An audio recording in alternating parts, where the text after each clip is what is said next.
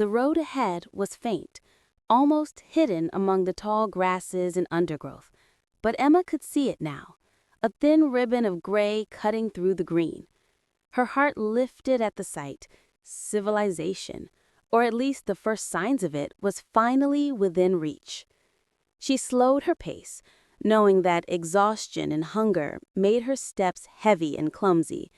One wrong step on uneven terrain could twist an ankle or send her tumbling into brush. The last 3 days had honed her instincts. She knew she had to stay alert. The forest was still full of potential dangers: snakes hidden in the grass, fallen branches, or even the sudden encounter with wildlife that could panic her. Every rustle of leaves, every distant bird call made her pause and scan her surroundings. She felt a flicker of fear she couldn't ignore. Just because a road was near didn't mean safety was guaranteed. She knelt to take a sip from the stream she had followed. The water was cold and refreshing, and she rinsed her hands and face, wiping away the sweat and grime that had begun to crust her skin. Her body was covered in small scratches and bruises, but thankfully nothing serious. She applied a small dab of antiseptic from her kit to a particularly stubborn scrape on her forearm, wrapping it with a makeshift bandage of cloth torn from the inside of her jacket. The road became clearer with every step, the grasses thinning, tire tracks becoming visible in the dirt. Her chest swelled with hope. If she could find a vehicle, a hiker, or even a ranger station, she would be safe. She imagined her parents frantic at the campsite, the worried calls into the forest, and she felt a renewed sense of purpose. She wasn't just surviving for herself anymore. She had to make it back to them. She climbed a small rise and finally saw the stretch of road cutting through the trees. It looked empty, abandoned, but she could hear the faint hum of an engine far off in the distance. She called out, her voice hoarse but strong, waving her arms to attract attention. The sound echoed faintly against the trees, but there was no immediate response. Emma tried again, louder this time, stamping her feet and shouting, "Help! I'm lost! Please!" Silence, except for the distant hum and the whisper of the wind through the trees. Her hope wavered, but she refused to give up. Slowly, she made her way onto the road, the crunch of dirt and gravel under her feet louder than she expected. Every step brought her closer to potential help, but also further from the concealment of the forest. She needed to find shelter before dark if no one came, but pressing forward meant the chance of rescue increased. Hours passed. Emma walked along the road, scanning both sides for signs of movement, vehicles, or even a ranger station. The sun began to dip toward the horizon, and the shadows grew long and ominous. She realized she had underestimated how far she had wandered from the campsite. Even though the road was within sight, it might stretch for miles before she encountered anyone. Her stomach growled again. The granola bars were gone, and the handful of berries she had left were almost finished.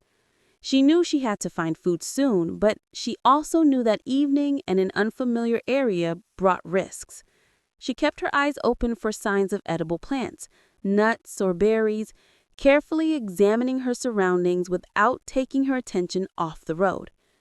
A faint flicker of light caught her eye as she rounded a bend. She squinted, unsure at first, but it was definitely a fire, a campfire, small and contained, surrounded by logs and rocks. Relief and excitement surged through her. Emma broke into a run, stumbling over roots and uneven terrain, calling out, "Hello! Please! Anyone?" The campers looked up, startled. One man leapt to his feet, shouting, "Hey, are you okay?" Another grabbed the flashlight and swung it in her direction. Emma waved her arms frantically, tears streaming down her face. She was shaking, exhausted, hungry, and scared, but the sight of people, strangers, yes, but humans nonetheless, made her heart soar.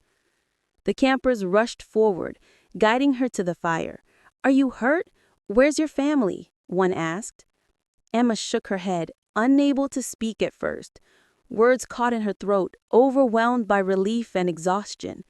She sank onto a log, her legs trembling uncontrollably.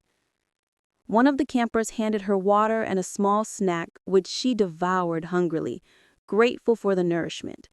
She recounted her story in halting sentences: the hike, the separation from her family, the 3 days alone in the forest, the struggle to find the road.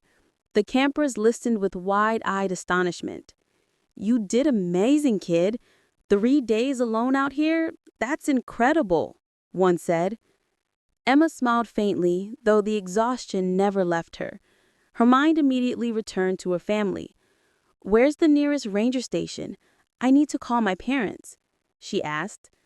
The campers gave her directions to a ranger station a few miles down the road, offering to accompany her for safety. Emma insisted on going with them. She couldn't wait another moment to reunite with her parents. The road stretched ahead, dim in the fading light, but Emma felt stronger with every step. She walked carefully, aware of her sore feet and the bruises forming on her arms and legs. Her body had endured more than she had imagined, and the ache was a reminder of her resilience. She counted each step, each landmark, and each sound, keeping her mind sharp.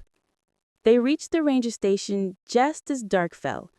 Her relief was overwhelming. The ranger greeted them warmly, listened to Emma's story, and immediately made calls to her parents. The words she had longed to hear, "They're coming," made her cry quietly into her hands. While they waited, Emma sat wrapped in a blanket, sipping water and nibbling on crackers. She reflected on her ordeal: the fear, the hunger, the isolation, the constant challenge to stay alert and alive. Each moment had tested her patience and resolve, but she had survived. She had navigated unfamiliar terrain, found food and water, avoided danger, and ultimately found help. She had grown stronger, more capable, and more confident in her abilities. Finally, the ranger station's radio crackled, and a voice called out. Her parents were on their way. Emma jumped to her feet, pacing nervously. The thought of seeing her mother and father again made her heart pound. She had been lost, alone, and frightened, but soon she would be back in their arms. The night passed slowly, filled with anxious anticipation. Emma thought about the forest, about the lessons she had learned, and about the strength she had discovered in herself. The darkness outside the station was a stark contrast to the warmth and safety inside. But she was no longer afraid. She had endured the forest, survived its challenges, and emerged victorious. When the headlights appeared in the distance, Emma's pulse quickened. The vehicle stopped outside the station, and her parents rushed toward her, fear and relief etched on their faces. Tears flowed freely as they embraced, holding each other tightly, the ordeal of the past 3 days washing away in a flood of emotion. Emma clung to them, feeling the warmth, the familiarity, and the safety she had longed for. She recounted her journey once again, though the details of every step were still vivid in her mind. Her parents listened in disbelief and awe, grateful beyond words for her survival and resilience. That night, back in the warmth of the car on the way home, Emma leaned her head against her mother's shoulder, exhausted but filled with a deep sense of pride. She had faced fear, hunger, and isolation, and she had endured.